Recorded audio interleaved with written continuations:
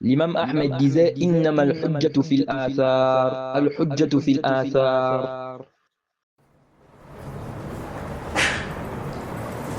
Bismillah wa salatu wa salamu ala rasulillahi amma ba'd. Naam.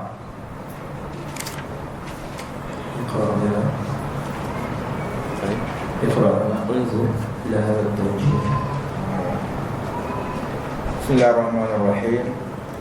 يقول الشيخ ابن صالح محمد بن صالح العثيمين رحمه الله: انظر إلى هذا التوجيه السليم. إذا رأينا الأمور التي ننكرها من ولاة الأمور فإننا نؤدي ما يجب علينا لهم ونسأل الله حقنا، ولا نقول إننا لا نطيعهم إلا إذا أعطيتمونا حقنا، لأنهم إذا منعونا الحق فقد ظلموا، ولكن ليس ظلمهم بمبيح لنا ألا نعطيهم حقهم، لأنه لو كان كذلك لحصل فتن عظيمة. Naam. Donc le cheikh ici commente le hadith du prophète, où le prophète a dit, n'est-ce pas, concernant les gouverneurs qui se donnent des privilèges à notre détriment. On a posé la question au prophète, qu'est-ce qu'on doit faire? Il a dit, vous vous acquittez de votre devoir vis-à-vis d'eux, donc l'écoute et l'obéissance, et vous demandez à Allah ce qui vous revient de droit. Donc le cheikh Ibn Uthaymin dit, regarde cette bonne orientation. Si on voit des choses qu'on réprouve de la part des gouverneurs, ils font des choses qui sont réprouvées, des choses qui ne sont pas bonnes. Le cheikh dit ici, nous devons ici nous acquitter de ce qui nous incombe, ce qui est obligatoire sur nous. Et nous demandons à Allah nos droits. Ok? Et c'est venu dans un hadith même que le prophète a dit cela. Il a dit, demandez à Allah vos droits. Lorsqu'on a posé la question au prophète en disant qu'on a des gouverneurs, des dirigeants, ils ne nous donnent pas nos droits, mais ils réclament les leurs. Qu'est-ce que nous devons faire? Il a dit, donnez-leur leurs droits et demandez à Allah les vôtres. Ok? Il n'a pas dit, rebellez-vous, sortez contre ces gouverneurs-là. Non. Donc ici, le prophète a dit quoi? Il a dit, vous vous acquittez de votre devoir vis-à-vis d'eux. Et vous demandez à Allah ce qui vous revient de droit. Non. Donc le cheikh dit ici, c'est ce qu'on doit faire. On ne doit pas dire, on ne vous obéit pas, sauf si vous nous donnez nos droits. Ok? Car, n'est-ce pas, s'ils ne nous donnent pas nos droits, ils ont été injustes. Ils ont été injustes. Le cheikh dit cependant, cette injustice-là, leur injustice-là, ne nous permet pas, n'est-ce pas, de ne pas leur donner leurs droits. Car si c'était le cas, il dit, il devait y avoir des grands troubles. Après, l'imam Muslim a cité un récit ici où le prophète, n'est-ce pas, parle de celui qui a fait le serment d'allégeance à un chef, un gouverneur, qu'il ne doit pas, n'est-ce pas, sortir de son obéissance. Il doit lui obéir dans le convenable. Ensuite, le cheikh Ibn Uthaymin a expliqué donc ce récit-là. Il est un peu long, mais on va sauter ça. Non. On va aller à la page, n'est-ce pas, au nouveau chapitre. Le chapitre juste après. Non.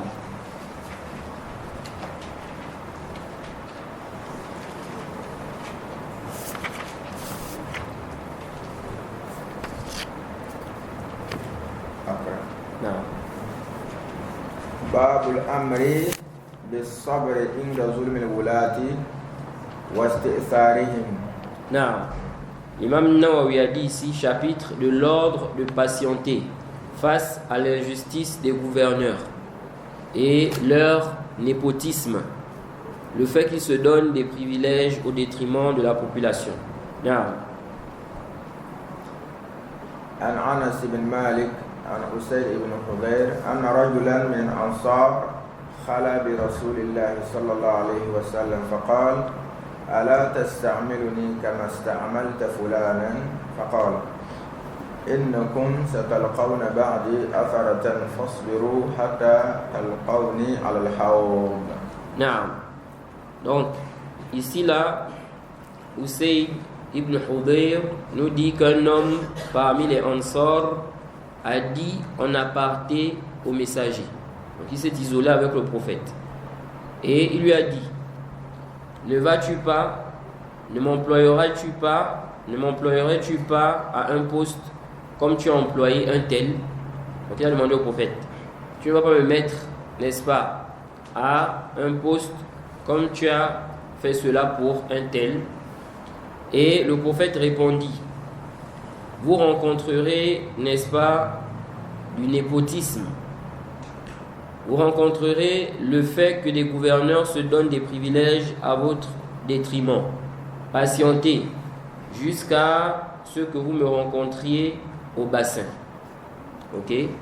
Donc ici, là, on voit que le prophète nous fait comprendre qu'il y aura des gouverneurs, des chefs qui vont, n'est-ce pas, se donner des privilèges au détriment de la population. Et le prophète a dit de patienter. Jusqu'à quand? Il y a des gens, parfois, ils disent, vous dites patienter, patienter, on va patienter jusqu'à quand? Le prophète a dit, patientez jusqu'à ce que vous me rencontriez au bassin. Donc, jusqu'à Yom al-Qiyam. Ok? Il faut patienter. Et ce hadith montre l'interdiction aussi de sortir contre les gouverneurs. Parce que celui qui sort contre le gouverneur, il n'a pas patienté. Ok? De même aussi, ceux qui critiquent les gouverneurs publiquement, ils sortent sur les réseaux sociaux, ils parlent sur la politique des gouverneurs. Ok? Ils attaquent les gouverneurs.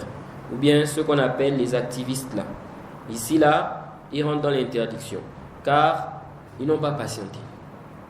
Ils n'ont pas patienté. Le prophète a dit de patienter. C'est général. On ne va accepter ici que là où on a un dalil. Ok?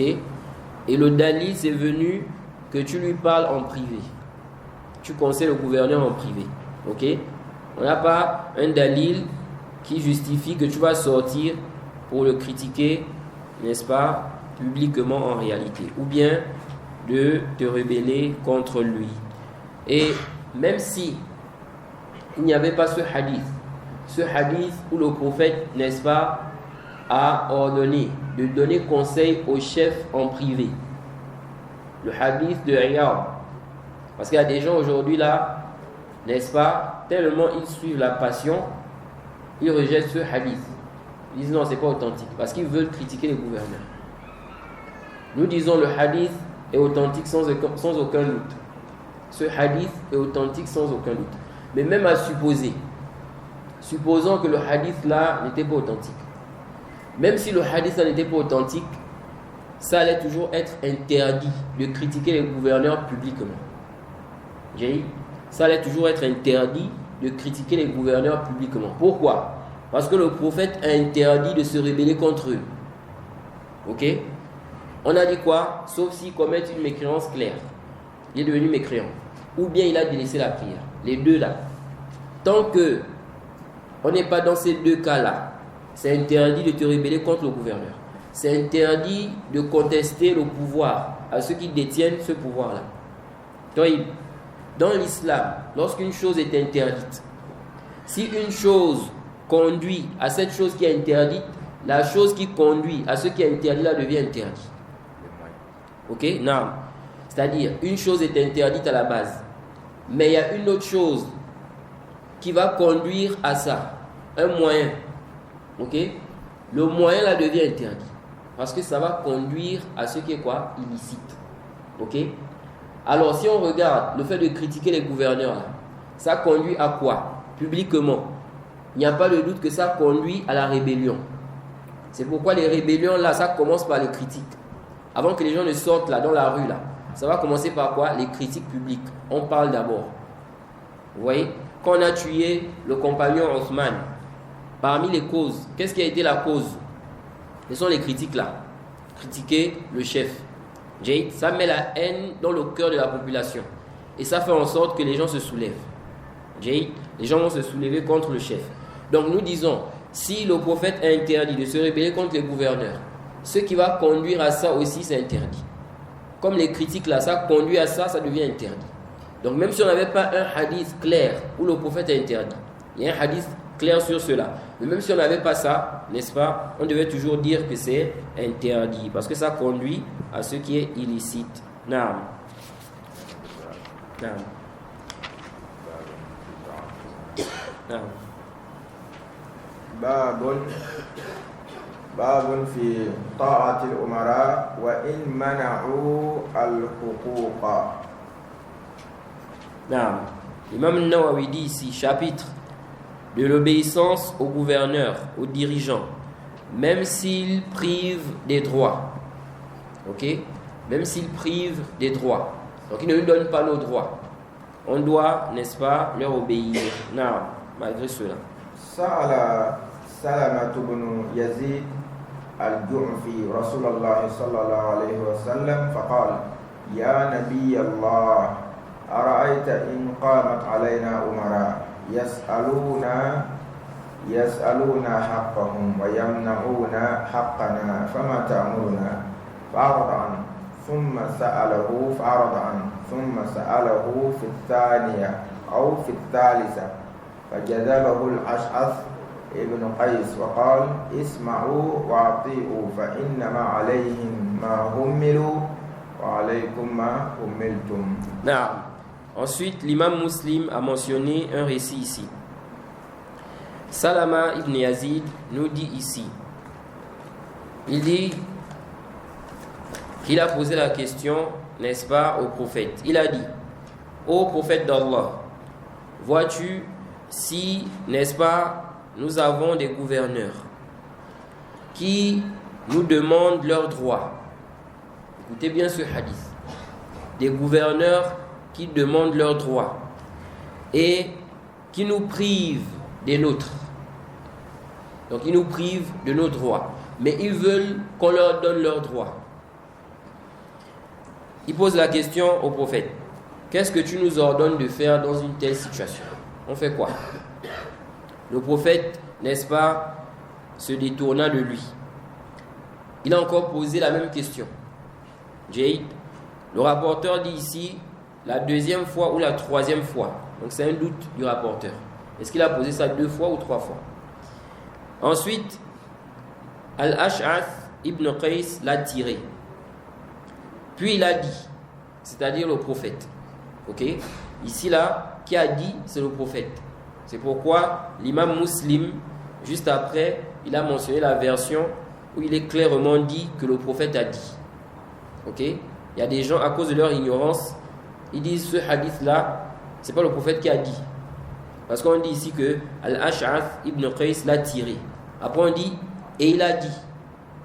Donc on comprend que c'est Ash'ath qui a dit là. Ok? Le rapporteur, celui qui a rapporté ça là, ok?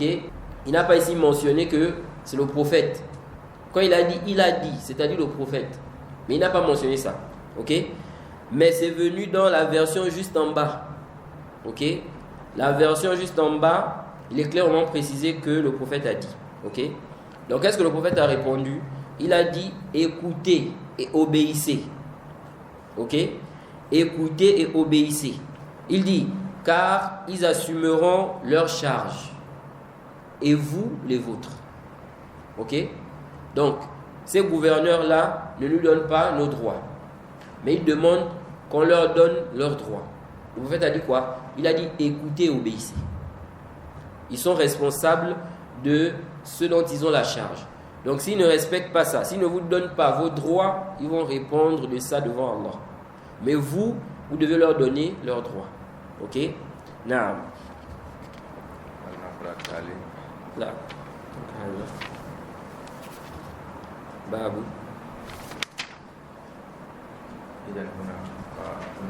Le cheikh ensuite, il a parlé d'un intérêt lié à la grand-mère. Ok? Un intérêt lié à la grand-mère ici. Nous, on n'a pas vraiment besoin de cela ici par rapport au sujet. Non. Babu. باب وجوب ملازمة جماعة المسلمين عند ظهور الفتن وفي كل حال وتحريم الخروج على الطاعة ومفارقة الجماعة. نعم. Chapitre de l'ordre de s'attacher à la communauté, au groupe, lors des manifestations des troubles, et l'interdiction de sortir de l'obéissance au gouverneur et de se séparer du groupe. نعم. حدثني بسر بن عبيد الله الحضرمي أنه سمع أبا إدريس الخولاني يقول سمعت حذيفة بن اليمان يقول كان الناس يسألون رسول الله صلى الله عليه وسلم عن الخير وكنت أسأله عن الشر مخافة أن يدركني فقلت يا رسول الله إنا كنا في جاهلية وشر فجاءنا الله بهذا الخير فهل بعد هذا الخير شر؟ قال نعم. فقلت هل بعد ذلك الشر من خير؟ قال نعم وفيه دخن. قلت وما دخن؟ قال قوم يستنون بغير سنتي ويهتدون بغير هدي تعرف منهم وتنكر. فقلت هل بعد ذلك الخير من شر؟ قال نعم دعاة على أبواب جهنم من أجابهم إليها قذفوه فيها. فقلت يا رسول الله صفهم لنا. قال نعم قوم من جلدتنا ويتكلمون بألسنتنا. قلت يا رسول الله فما ترى إن أدركني ذلك؟ قال تلزم جماعة المسلمين وإمامهم. فقلت فإن لم تكن لهم جماعة ولا إمام؟ قال فاعتزل تلك الفرق كلها ولو أن تعض على أصل شجرة حتى يدركك الموت وأنت على ذلك. Non. Ensuite, l'imam Muslim a cité le hadith, n'est-ce pas, de Huzaifa ibn al-Yaman. Il dit, les gens posaient la question aux messagers sur le bien, les bonnes choses. Celui qui fait ceci, il a quelle récompense? Celui qui fait cela, par exemple. Il dit, et moi, je lui ai posé la question concernant, n'est-ce pas, le mal, de crainte qu'il ne m'atteigne. Ok? Donc il a eu peur. Donc il veut connaître ce qui est mauvais, ce qui n'est pas bien, pour ne pas tomber dans cela. Now, et comme le cheikh va nous expliquer ici, c'est-à-dire que ce compagnon-là, n'est-ce pas, il connaissait déjà, ok, ce qui était bien, il connaissait, il faisait. Donc il avait besoin de connaître ce qui n'était pas bien. Now, dans ce qui était questionné, dans ce qui était quoi? Dans ce qui était demandé. Now, il dit ici, donc il a dit, ô messager d'Allah, on était dans une époque de la Jahiliya. Il y avait le mal. Ensuite, Allah, n'est-ce pas, nous a apporté ce bien, qui est l'islam. Est-ce qu'après ce bien-là, il y aura un mal? Le prophète a dit oui. Ensuite, il a dit, et après ce mal, y aura-t-il un bien? Il a dit oui. Mais il y aura, n'est-ce pas, de la corruption. Une corruption. Donc un mal, ok? Donc après le mal là, il y aura quoi? Un bien. Mais un bien qui est accompagné de corruption. Ensuite, il dit, j'ai posé la question au prophète. Quelle est donc cette corruption-là? Le prophète a dit, il s'agit des gens. Il y aura des gens qui, n'est-ce pas, ne suivront pas ma tradition, ni ma voie. Ok? On les approuvera parfois et désapprouvera parfois. Ensuite, le prophète a dit, Huzaifa a dit au prophète, et après ce bien, y aura-t-il un mal? Il a dit oui. Des prédicateurs aux portes de l'enfer. Ceux, n'est-ce pas, qui répondent à leur appel, ils les y jetteront. Ensuite, il a dit, ô messager d'Allah, décris-nous ces prédicateurs-là. Ok? Décris-les-nous. Le prophète a dit, ce sont des gens de notre peau. Ok? de notre peau. Ils parlent notre langage. Qu'est-ce que ça veut dire ici? Ce sont des gens, n'est-ce pas, de notre race, de notre peau. Ok? Certains gens de science ont dit il s'agit des Arabes. D'autres ont dit ici, là, ce qui est visé, c'est-à-dire ce sont des gens de notre religion. Ils parlent notre langage. Certains ont dit l'arabe. Ok? D'autres ont dit ce qui est visé ici, là, c'est-à-dire le langage de la législation. Donc ils parlent ici le langage, notre langage, c'est-à-dire le langage, n'est-ce pas, scientifique là. Ok? De la législation. Donc ils vont dire Allah a dit, le prophète a dit.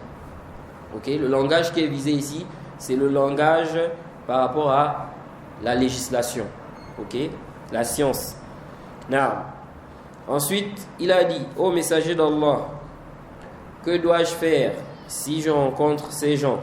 Le prophète a dit, tu t'attaches au groupe des musulmans. Attache-toi au groupe des musulmans et à leur chef. Il a dit, et s'ils n'ont pas de groupe ni de chef, donc il n'y a pas de chef, il n'y a pas de groupe, les gens sont divisés. Ok? On est un groupe là-bas, ceux-là ils disent que c'est tel le chef. Les autres là-bas disent non, c'est lui le chef. Les autres là-bas disent non, c'est lui le chef. Donc il n'y a pas un chef. Ok? Les gens sont divisés. Qu'est-ce que je dois faire dans cette situation? Le prophète a dit, éloigne-toi de tous ces groupes. Éloigne-toi de tous ces groupes. Dusse-tu mordre, n'est-ce pas, à pleines dents le tronc d'un arbre, jusqu'à ce que la mort t'atteigne dans cet état. Naam. Ensuite, le cheikh Ibn Uthaymin explique, n'est-ce pas, ce récit.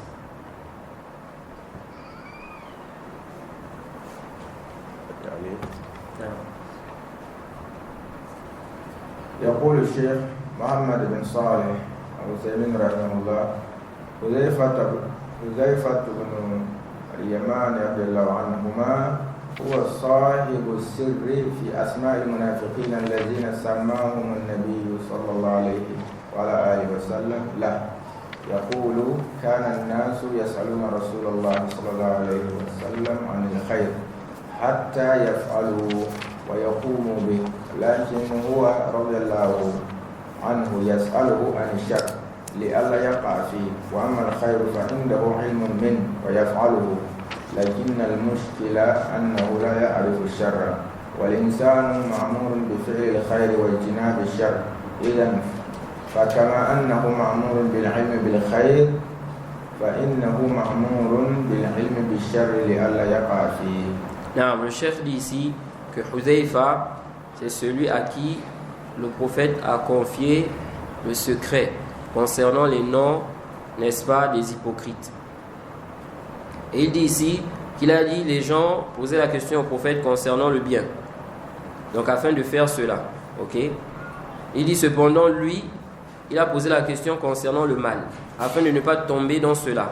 Quant au bien, il avait la science par rapport à cela. Et il faisait cela. Il dit ici, mais le problème ici, c'est qu'il ne savait pas ce qui était quoi? Mauvais. Il dit, l'homme, il est demandé à l'homme de faire ce qui est bien et de s'écarter de ce qui est mauvais. Et donc, si ici, là, il t'est demandé de faire ce qui est bien et de t'écarter de ce qui est mauvais, alors tu dois également avoir connaissance de ce qui est mauvais comme tu as connaissance de ce qui est bien. Ok? Afin de ne pas tomber dans ce qui est mauvais. Non. فقال رضي الله عنه يا رسول الله إنا كنا في جاهلية وشر فجاءنا الله بهذا الخير وهو الإسلام فإنه خير كله سواء فيما يتعلق بالعبادة أو الأخلاق أو المعاملة. Non. Il dit ici que lorsqu'il a dit on était dans, n'est-ce pas, une époque de la Jahiliya et Allah est venu, il nous a apporté. Et Allah nous a apporté quoi? Ce bien, donc qui est l'islam. Il dit ici, c'est quoi? C'est le bien, c'est tout le bien. Que ce soit en rapport avec, n'est-ce pas, les adorations ou bien les comportements ou les transactions. Non. ثم قال فهل بعد هذا الخير شر؟ فقال صلى الله عليه وسلم نعم ثم قال هل بعد ذلك شر من خير؟ قال نعم وفيه دخن وليس كالخير الأول فإن الخير الذي في القرون الثلاثة كله خير محض ثم يأتي بعد ذلك شر ثم يأتي بعده خير لكن فيه دخن وإذا تتبعت التاريخ وجدت أن هذا المراتب التي ذكرها النبي صلى الله عليه وآله وسلم قد وقعت كلها. Non, le chef dit ici, quand il a dit est-ce qu'après ce bien il y aura un mal, il a dit oui. Et il a demandé après ce mal, y aura-t-il un bien? Il a dit oui, mais il y aura de la corruption. Ok? Il y aura quelque chose là-bas, donc une fitna là-bas. Il dit ce n'est pas, donc le bien qui est mentionné ici n'est pas comme le premier bien. Ok?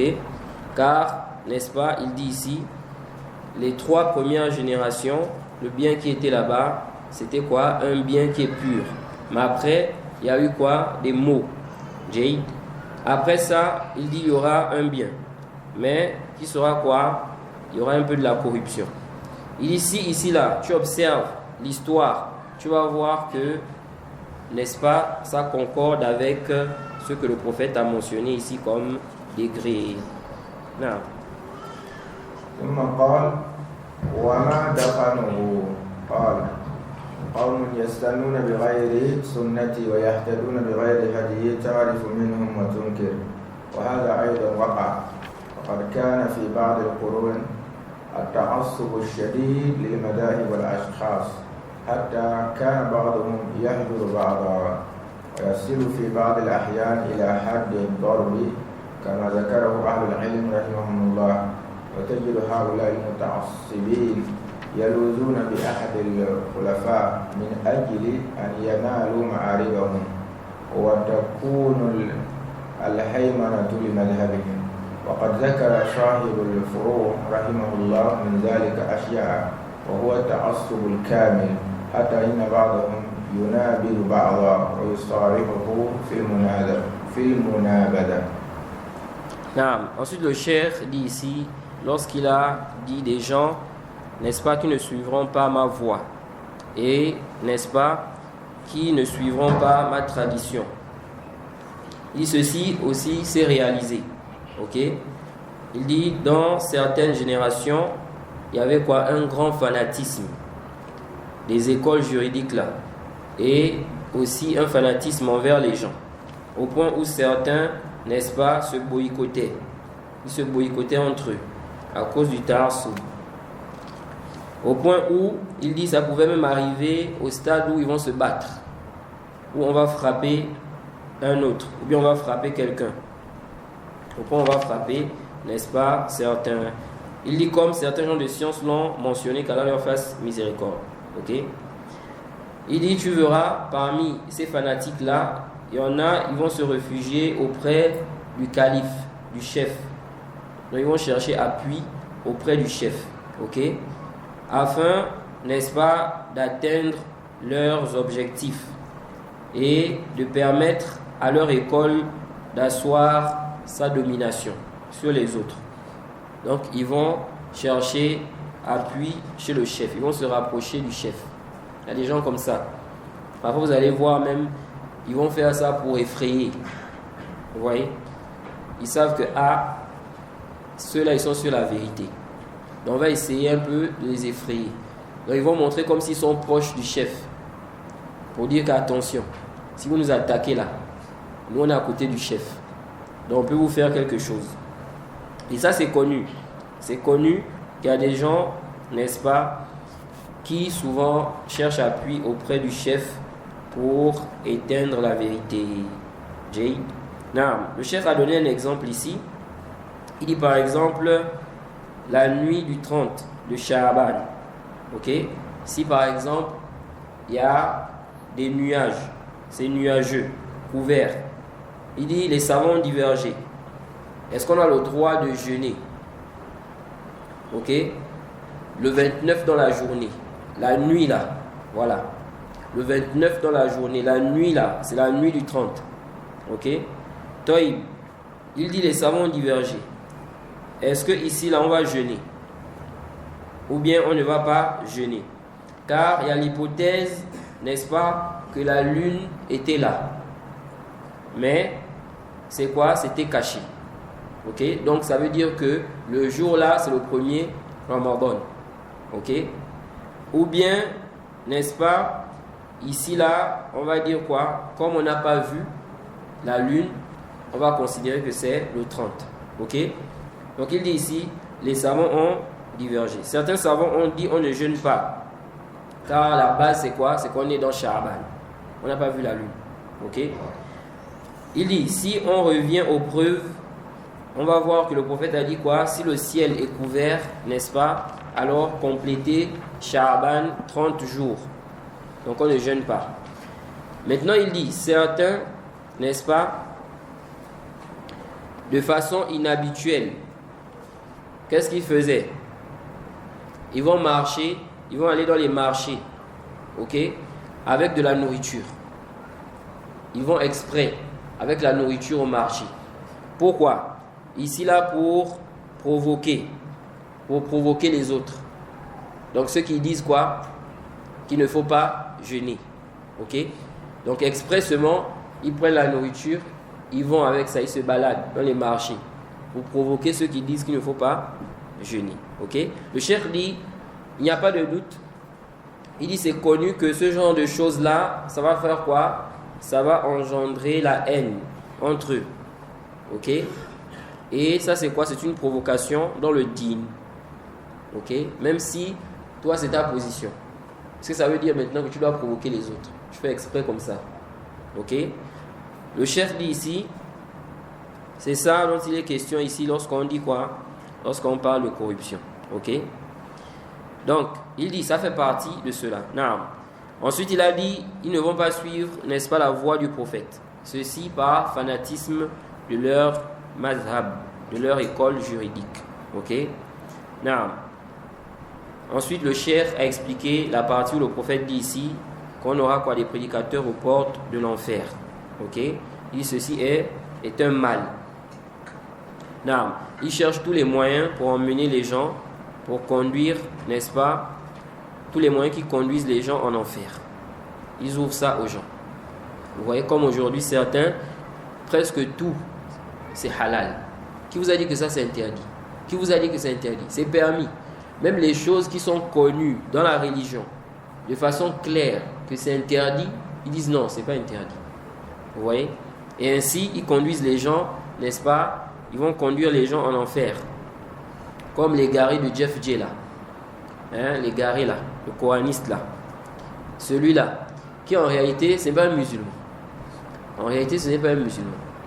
Jay, il a commis tellement de mécréances, tellement de koufriyat et des choses claires, évidentes, jusqu'à dire que la prière n'est pas obligatoire. Que la prière n'est pas obligatoire. Ça, c'est pas un musulman. Il égare les gens. Et ça m'étonne même les gens qui le suivent. Tu trouves des gens qui sont là, ah, tu nous as libérés, ah, tu nous as... Il vous a libérés dans la passion. Dans la passion, dans votre suivi de la passion. J'ai. Non. Même les non-musulmans maintenant, ils le prennent. Vous voyez? Ils disent, regardez, voilà, quelqu'un maintenant, il attaque les musulmans. Il donne du travail aux musulmans. J'ai. Est-ce que les gens de science ont vraiment son temps même?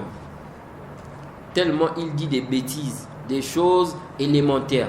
Même le musulman qui vient de se convertir là, il sait que ça c'est n'importe quoi. J'ai. Et là, il croit que quoi? Il croit que comme il ne reçoit pas des réfutations, c'est qu'il est fort. Il dit personne ne peut le réfuter. Qui t'a dit ça? Moi, j'avais commencé à le réfuter. Mais à cause du temps, j'ai abandonné. Il y a trop de choses à faire. Il y a trop de choses à faire. Il pense que les gens sont là pour prendre leur temps seulement pour le réfuter, lui. Donc, il se dit qu'il est fort. Il dit personne. Amener même les savants en casa. Regardez quand même comme ça là. J'ai. Subhanallah. Naam. Ici là, le cheikh dit quoi? Il parle donc de ces prédicateurs là. Celui-là, il fait partie des prédicateurs, n'est-ce pas, aux portes de l'enfer. Ce Jeff J là. Naam. Donc il faut faire très très attention. Ensuite, le cheikh a expliqué lorsque le prophète dit ici qu'ils sont de notre race, il parle avec notre langage. Ok? Bon, il a donné sa position ici par rapport à cela. Et le prophète a dit quoi? Il a dit de s'attacher au groupe des musulmans et à leur chef, leur gouverneur. C'est ça le mahal shahid ici dans ce hadith-là. Naam. Ensuite, le cheikh ici. Naam. ايش؟ هؤلاء الدعاة ينقسمون إلى قسمين. نعم. Le cheikh ici il a expliqué que ces prédicateurs aux portes de l'enfer là, ils se divisent en deux. On a ceux-là qui sont quoi? Trompés. Ok? Pour eux, la vérité est mélangée au faux. Ils sont trompés. Et il y a d'autres qui sont têtus. Ok? Mais tous les deux, en réalité, ils sont aux portes de l'enfer. C'est-à-dire qu'ils appellent les gens, n'est-ce pas, à quoi? À la désobéissance, ce qui conduit en enfer. نعم. نعم. اقرأ. هنا مسألتان. هنا مسألتان.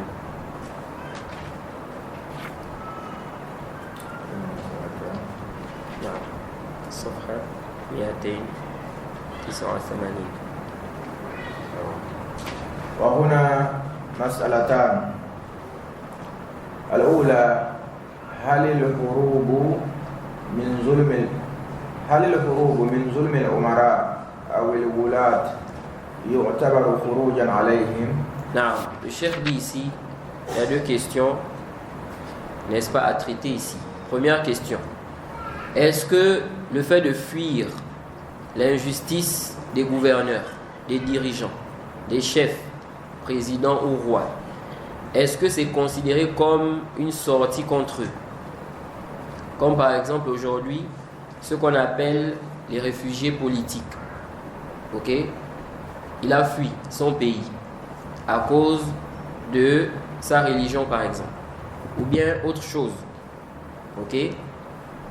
Donc, il fuit ici par exemple l'injustice de son gouverneur, son chef, son président. Ok? Est-ce que ici on va dire que ça c'est considéré comme une sortie contre le gouverneur? La réponse, naam. الجواب لا، لكن منابذتهم تعتبر نوعا من الخروج.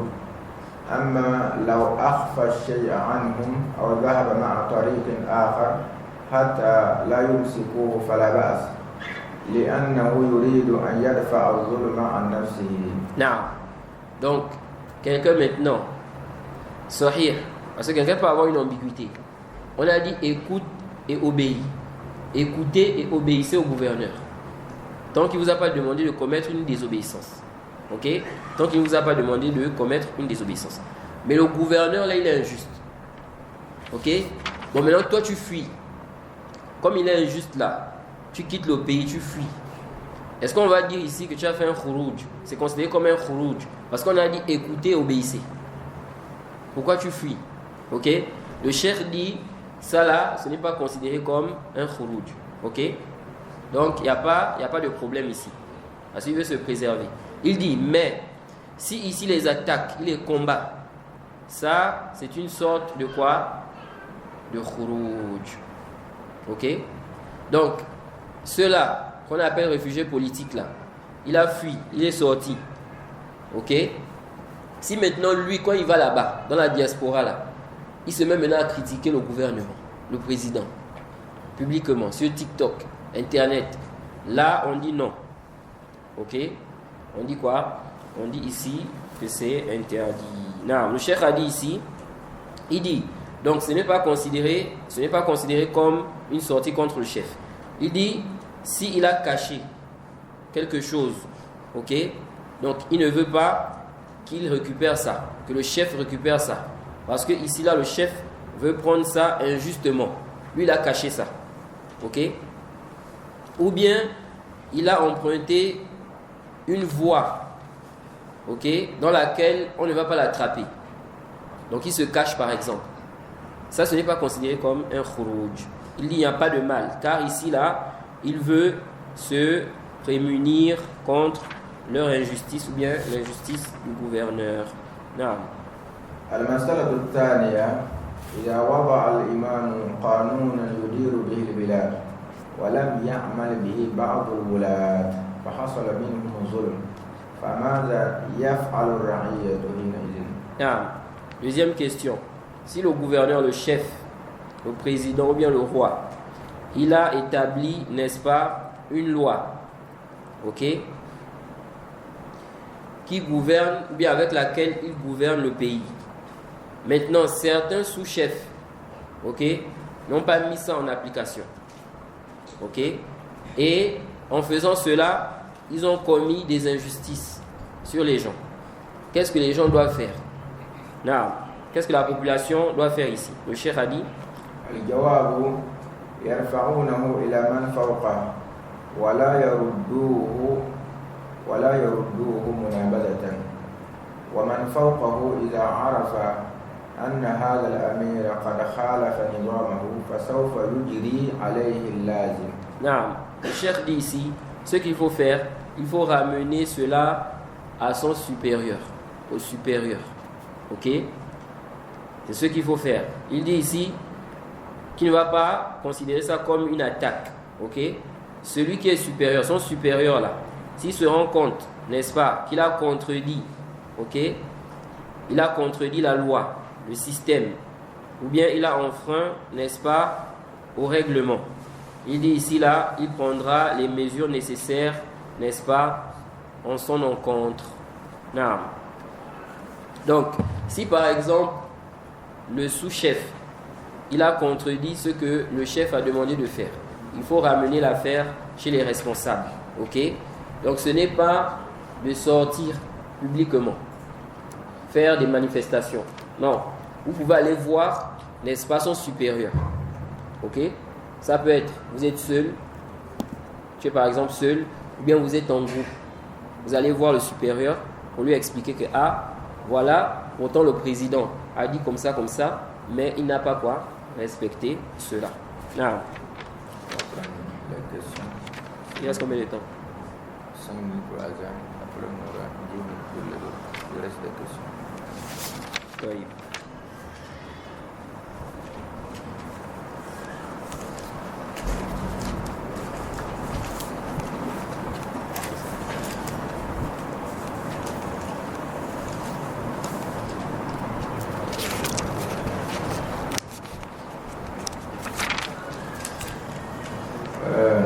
Question, je voudrais savoir si une personne, par contrainte, ou du moins on l'oblige à dire qu'une chose est halal, alors que non, peut-il être considéré comme un créant et la victime? Qui? Celui qui a été contraint ou bien celui qui contraint? Le mien parle concernant la victime. La victime. Oui. Donc celui qui a été contraint. Non. Celui qui est contraint à prononcer une parole de mécréance. Dire qu'une chose est halal, alors qu'en réalité ce n'est pas halal. Shara'an, ça c'est une mécréance. Ok? Mais celui qui le dit par contrainte, nous disons ici qu'il n'est pas mécréant. Car Allah a dit illa man ukriha wa qalbuhu mutma'innun bil iman. Ok? Sauf celui qui est contraint et son cœur est plein de sérénité, de foi. Now. Il y a une question en ligne là. Je vais lire.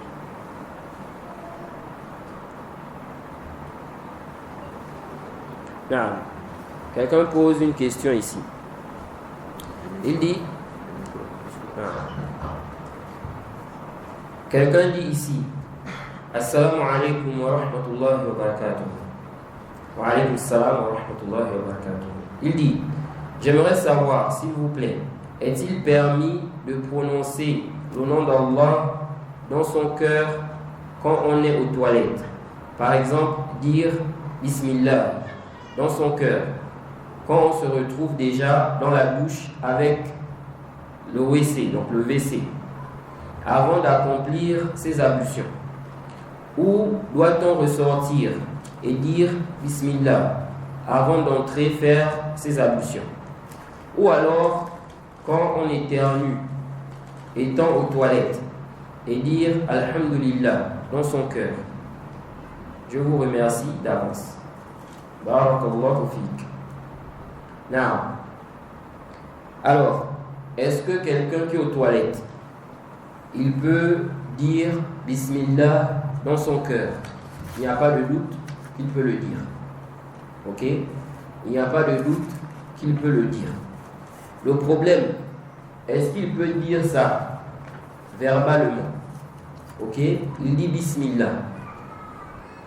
Certains gens de science ont dit que celui-là qui va faire les ablutions, ok, comme il doit dire Bismillah au début, ou bien c'est préférable pour lui de dire Bismillah au début, ok, pour certains savants, ici là, qu'est-ce qu'il doit faire? Si là où il va faire les ablutions, c'est aux toilettes, c'est là-bas où il a trouvé la place pour faire les ablutions.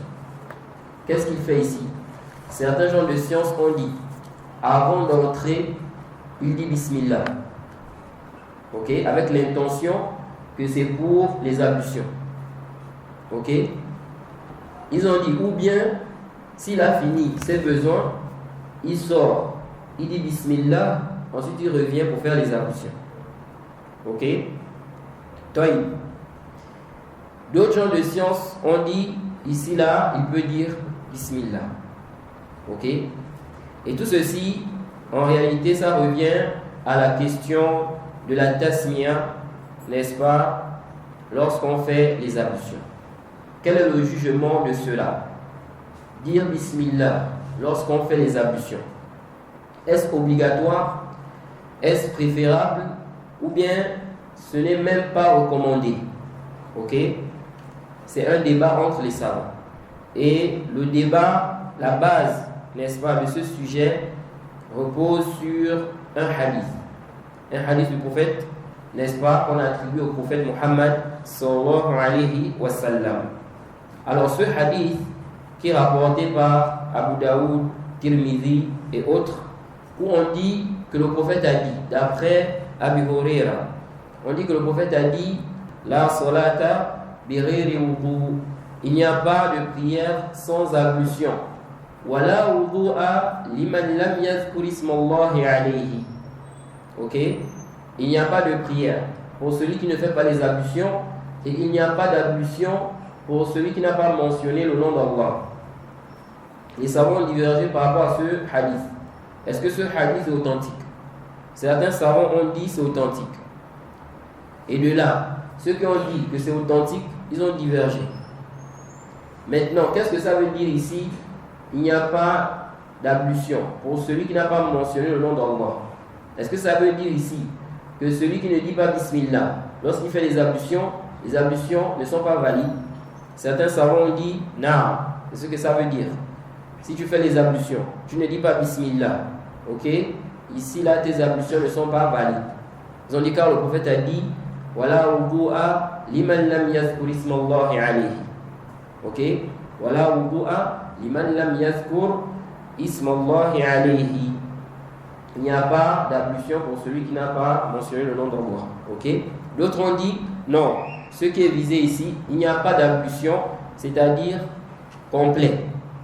Ce n'est pas complet. Ça ne veut pas dire qu'il n'a même pas les ablutions. C'est comme lorsque le prophète a dit La yu'minu ahadukum hatta yuhibba li akhihi ma yuhibbu li nafsihi. Que l'un d'entre vous ne sera pas croyant jusqu'à ce qu'il aime pour son frère ce qu'il aime pour lui-même. Il ne sera pas croyant. Ça veut dire quoi ici? Et ça veut dire qu'il est mécréant? Non. Ici, là, c'est la foi complète qui est affirmée. Il ne sera pas croyant d'une foi complète. Donc, ils ont dit c'est comme ça ici. Il n'a pas les ablutions, c'est-à-dire de manière complète. Et ça ne veut pas dire qu'il n'a pas, n'est-ce pas, les ablutions, c'est-à-dire que ces ablutions sont invalides. Ok? Et d'autres savants ont dit c'est préférable, ce n'est pas obligatoire, ce n'est pas une condition. Ok? C'est préférable de dire Bismillah lorsque tu fais les ablutions, et ça c'est la position de la majorité des savants. Ok? Et parmi ces savants, le cheikh Ibn Uthaymin, il dit ce n'est pas obligatoire. Ok? C'est préférable. Donc si tu n'as pas fait ça, il n'y a pas de problème. Quelqu'un qui a fait ses ablutions sans dire Bismillah, ici il n'y a pas de problème. Donc il est aux toilettes, il peut dire comme il peut ne pas dire. Parce que ce n'est pas une obligation, ce n'est pas une condition. Ok? Et il y a d'autres savants qui ont dit ce n'est même pas recommandé. Ok? Ce n'est même pas recommandé de dire Bismillah lorsque tu fais les ablutions. C'est déconseillé. On rapporte même de certains gens de sciences qui ont dit c'est une bid'a. Ok? Que c'est même une bid'a. Car le récit qui est venu par rapport à ça, c'est daif. Ok? Et j'ai fait un audio où j'avais détaillé ce sujet-là et j'ai parlé de l'authenticité de ce récit-là en détail. Vous pouvez trouver ça sur internet. Si vous écrivez par exemple dire Bismillahi lorsqu'on fait les ablutions, vous écrivez à côté Muhammad Wura, ça va sortir sur YouTube par exemple. Alors, la conclusion concernant ce sujet, après étude, nous voyons que ce récit-là n'est pas authentique. C'est un récit qui est daif. Là, ce n'est pas authentique. Que le prophète a dit qu'il n'y a pas d'ablution pour celui qui ne mentionne pas le nom d'Allah. Ok? Alors, si ce n'est pas authentique, on ne peut pas dire que c'est une obligation, encore moins que c'est une condition de validité des ablutions. Ok? Et aussi, on ne va pas dire que c'est préférable. C'est mustahab. Parce que pour dire que c'est mustahab aussi, il faut un dalil. Et on ne doit pas prendre les textes généraux. Ok? Parce qu'il n'est pas préférable de dire Bismillah dans toute adoration. Ok? Ce n'est pas préférable. Par exemple, quelqu'un il va faire le rousse le janaba. Est-ce qu'on a un dalil qui justifie qu'avant de commencer, tu dis Bismillah? Il n'y a pas. Le tayammum. Ok? Nous disons que ce n'est pas toute adoration. Quand tu veux faire ça, tu vas commencer par Bismillah. La prière, n'est-ce pas? Quand tu commences la prière, tu ne commences pas par Bismillah. L'azan, tu ne vas pas avant de commencer l'azan, tu dis Bismillah. Sinon, où est le dalil qui justifie ça? Donc ici, nous disons, si le récit là, on dit que c'est faible, si on dit que c'est faible, où est le dalil qui justifie que quand je fais les ablutions, je dois dire Bismillah? En réalité, il n'y a pas. C'est pour cela, nous sommes d'avis qu'on ne dit pas Bismillah. On fait directement ces ablutions. Donc ici, là, par rapport à la question qui a été posée, la réponse est donc claire. Qu'ici, là, la personne n'a pas à dire Bismillah. Que ce soit dans le cœur ou bien pas dans le cœur. Parce que ici, là, tu fais les ablutions sans dire quoi? Bismillah. Mais si quelqu'un est dans la position des savants qui ont dit qu'il faut nécessairement dire Bismillah, ok? Ici, là, nous disons, la personne peut dire Bismillah ici. Il n'y a pas d'ishkal. Wallahu a'lam. Non. Deux questions diamétralement opposées. Bon, on va vous faire la grâce. On retarde la grâce. C'est mieux. Toi. Que peut-on dire de quelqu'un... Donc ça veut dire qu'après la zone, on va directement prier. Oh oui. Toi. Que peut-on dire de quelqu'un qui ne traîne pas ses vêtements, mais qui voit que c'est permis de traîner ses vêtements? Que peut-on dire de quelqu'un qui traîne ses vêtements et voit que c'est permis? Commençons par le premier cas. Le premier cas, c'est quelqu'un qui ne traîne pas ses vêtements, mais voit que c'est permis de traîner ses vêtements. Non. Mais on a expliqué ici, là, on avait dit, je pense hier, que ce sujet-là, c'est un sujet à divergence entre les savants. Ok? Donc quelqu'un peut être de la position des savants, n'est-ce pas? Ceux qui voient que ce n'est pas quoi interdit. Ok? Que ce n'est pas interdit. Toi, si quelqu'un a cette position-là, est-ce que ça veut dire que forcément il doit le faire là? Ok? Quelqu'un peut voir que ce n'est pas interdit, mais lui-même il ne le fait pas.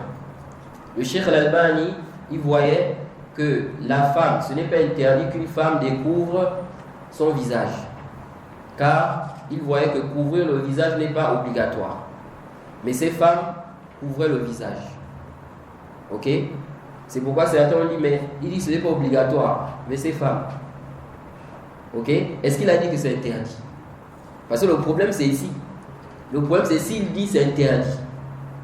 Maintenant ces femmes font. Vous voyez? Mais il n'a pas dit c'est interdit. Au contraire, il dit c'est mieux. C'est meilleur pour la femme de couvrir le visage. Mais il dit ce n'est pas obligatoire. Si elle n'a pas fait ça, elle n'a pas le péché. Ok? Mais c'est mieux pour elle de le faire. Donc si quelqu'un voit que ce n'est pas interdit, ça ne veut pas dire que parce qu'il voit que ce n'est pas interdit qu'il doit forcément faire ça. Ok? Qu'il doit forcément faire cela. Donc il n'y a pas d'ishkal. Si ici là, il est dans la position des savants qui voient que c'est autorisé, ok? Il voit que les arguments des savants qui ont dit que ce n'est pas interdit, ok? Ces arguments-là sont forts. Il est sur cette position-là. On n'a pas, n'est-ce pas, à le traiter d'égaré à cause de ça. On n'a pas à le boycotter à cause de ça. Ce qu'on peut faire, on lui donne conseil, on peut le réfuter pour montrer que sa position n'est pas juste. On dit ce qui est juste, c'est ça, à cause des preuves. Mais on ne va pas arriver au stade de le boycotter ou bien le traiter d'égaré à cause de cela. Ok? Non. Le deuxième cas, c'est quoi? Que besoin de quelqu'un qui traîne ses vêtements et voit que c'est permis? Il traîne et il voit que c'est permis. Non. Bon, celui-là, son cas est évident. S'il voit que c'est permis, ok, et il le fait, c'est évident. Il voit que c'est autorisé et il le fait. Ok? Mais nous disons ici, là, l'avis qui est juste dans ce sujet-là, allez, le plus savant, c'est que c'est interdit. Ok? C'est interdit. Ce n'est pas, c'est déconseillé. Ou bien, c'est seulement interdit si c'est pas vantardise. Non, c'est interdit. Le prophète Mohammed sallallahu alayhi wa sallam a menacé celui qui fait traîner le vêtement.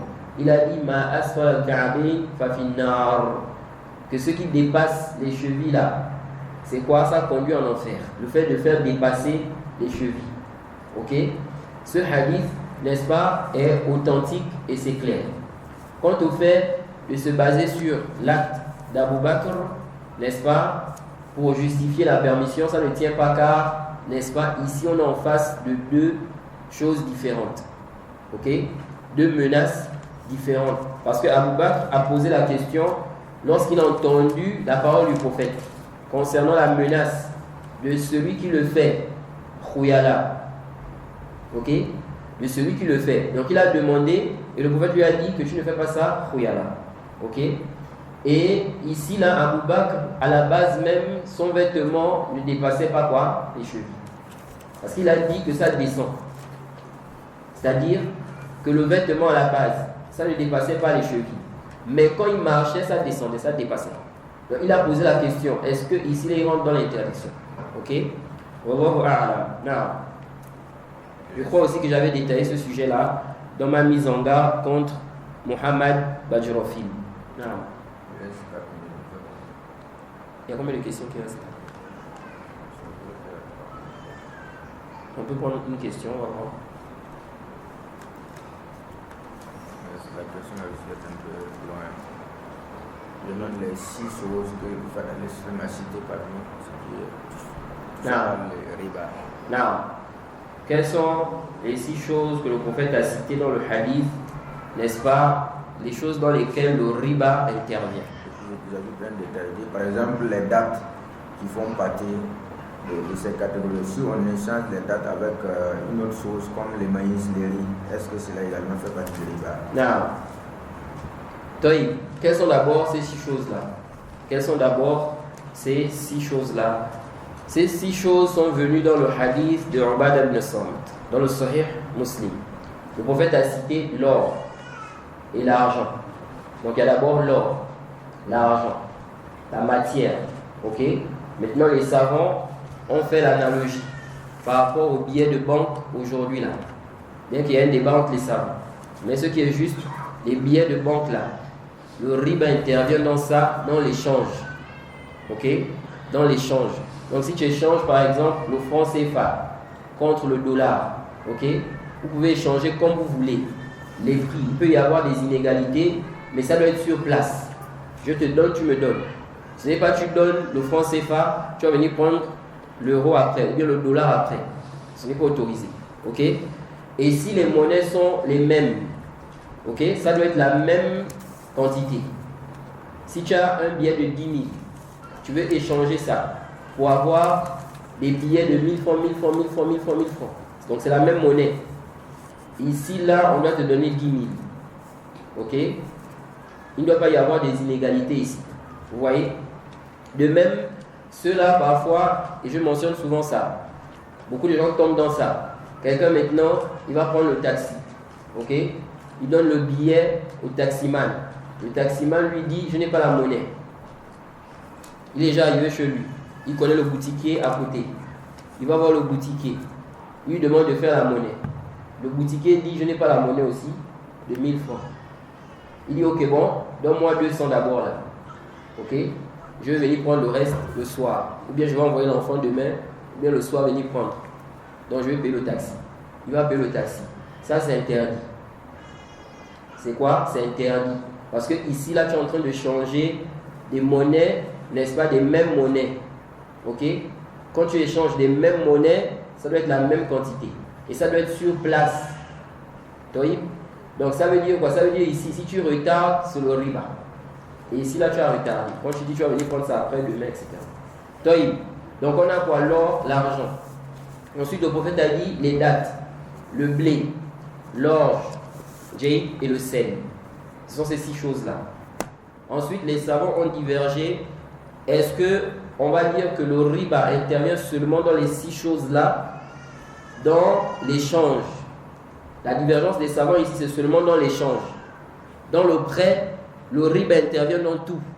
Tout ce que tu vas prêter à quelqu'un là. Si tu mets comme condition qu'il te rend ça avec un plus, un intérêt, c'est le riba. Même si ce n'est pas l'argent, les billets de banque. Ok? La divergence des savants ici, c'est concernant l'échange. Je te donne, tu me donnes. Ça là, les choses qui ont été citées ici là, ces 6 choses-là. Est-ce qu'on va dire que le riba dans l'échange ne concerne que les 6 choses-là? Donc si je veux échanger par exemple le riz, n'est-ce pas, un sac de riz contre par exemple un autre sac de riz. Est-ce que j'ai le droit de dire, bon, comme mon riz là par exemple c'est le riz parfumé, ton riz là ce n'est pas le riz parfumé, donc tu vas me donner 2 sacs. Est-ce que j'ai le droit de faire ça? Ou bien je te donne un sac de riz, je vais venir prendre, n'est-ce pas, pour moi après. Ok? Donc les savants ont divergé par rapport à ça. En dehors des 6 choses-là. Ok? C'est une longue divergence. Mais ce qui est juste, il n'y a pas de doute qu'on ne va pas se limiter à ces 6 choses-là. Parce que lorsque le prophète a cité ça, il a cité ça en exemple. Ok? Ce n'était pas pour dire que le riba n'intervient que dans ça. Mais il a donné des exemples. Ok? Quand vous échangez ça contre ça, ça contre ça, ça contre ça, ça doit être la même quantité sur place. Si les catégories sont différentes, vendez comme vous voulez, mais à condition que ça soit main à main. Ok? Maintenant, par rapport à la question qui a été posée. Alors, ici, là, il y a eu tout un débat des savants concernant la raison. Parce que pour faire l'analogie, parmi les conditions de l'analogie, il faut connaître la raison. Si on veut ici, n'est-ce pas, parler du jugement d'une chose. Une chose a été interdite. Maintenant, on veut savoir si ça aussi c'est interdit. On veut faire l'analogie. Parmi les conditions, il faut qu'on sache la raison pour laquelle on a interdit ça. Ok? Maintenant, si on voit que la même raison là, on trouve ça là-bas, ok? On va dire ça aussi c'est interdit. Même si ça n'a pas été cité dans le texte. Parce que ça là, ça a été interdit à cause de la même chose. Ok? Et donc c'est ainsi. Les savants ont divergé. Quelle est la raison? Pourquoi on a cité les 6 choses là? Pourquoi? Il y a eu tout un débat entre les savants. On va voir là. La position que je suis, et j'avais détaillé ça dans le Douran, vous pouvez trouver ça dans le chapitre de la vente. Ok? Moi, la position que je suis, concernant l'or et l'argent, ici, là, on fait l'analogie avec les billets de banque. Ok? Maintenant, concernant la nourriture, parce que dans le hadith, on a cité 2 grandes catégories, l'or et l'argent, et puis le reste, là, c'était de la nourriture. Ok? Alors, quelle est la raison? Pourquoi ces choses-là ont été citées? Moi, je suis dans la position des savants qui ont dit parce que c'est de la nourriture. La règle là ici, c'est quoi? La nourriture. Donc, tout ce qui est nourriture, ok, quand on veut échanger, le riba intervient dans ça. Donc, si tu veux échanger le poisson contre du poisson, ok, ça doit être la même quantité, ça doit être sur place. Ok? Si tu veux échanger le riz avec, n'est-ce pas, des dattes, ici, là, ça doit être sur place. Parce que ce n'est pas la même catégorie. Le prophète a dit إِذَا اخْتَلَفَتْ هَذِهِ أَصْنَافٌ فَبِيعُوا كَيْفَ شِئْتُمْ إِذَا كَانَ يَدًا بِيَدٍ. Si les catégories sont différentes, vendez comme vous voulez. Mais ça doit être main à main. C'est-à-dire, je te donne, tu me donnes. C'est pourquoi, quand tu vas échanger la monnaie là, si la monnaie est différente, il franc CFA de l'Afrique de l'Ouest contre le franc CFA du Gabon par exemple, bien de l'Afrique centrale. Même si c'est vrai que c'est franc CFA, mais en réalité c'est deux catégories différentes. Parce que le franc CFA d'ici, tu ne peux pas utiliser ça en Afrique centrale. Le franc CFA qui est en Afrique centrale, là-bas, tu ne peux pas utiliser ça ici. Donc, quand c'est comme ça là, on peut échanger ça comme on veut. Donc, elle peut te mettre un prix. Il dit ici là, ok, je veux te faire l'échange. Mais tu dois donner tant. Ok? Il n'y a pas d'ishkal. Mais ça doit être sur place. Tu donnes, on te donne. On ne doit pas retarder. Sinon, c'est quoi? C'est le riba. Donc ici, par rapport à la question qui a été posée concernant le riz et les dates. C'est ça, non? La personne a posé la question concernant le riz et les dates. Non. Ici, le riba intervient. Ok? Mais comme ce sont des catégories différentes. Donc le riz, n'est-ce pas? Ce n'est pas quoi? Des dates. Donc comme le prophète a dit, si les catégories sont différentes, vendez comme vous voulez, à condition que ça soit main à main. Échangez comme vous voulez, à condition que ça soit main à main. Donc ici, là, on peut échanger comme on veut. Même si c'est 15 kilos contre 10 kilos. Même si c'est 30 kilos contre 25, il n'y a pas de problème. Ok? L'essentiel, ça doit être sur place. Quand tu emmènes les dates, on t'emmène le riz. Ok? Ce n'est pas tu donnes les dates et puis tu vas prendre le riz après. Ou bien tu donnes le riz, tu vas prendre les dates après. Non, on s'arrête ici. On demande qu'elle nous facilite. Wa subhanaka Allahumma wa bihamdik. Wa ashhadu an la ilaha illa anta astaghfiruka wa atubu ilayk. Avant de terminer, je voudrais rappeler qu'on nous a écrit pour dire que dans la lecture du hadith là, on a dit Yahtadouna. Alors que dans le matin, c'est quoi? Yahdouna. Voilà, ça c'est une erreur de lecture. Parce que nous avons un matin différent. Barakallahu fikum. Donc demain, on va essayer de terminer le livre. Bi-idhnillahi ta'ala.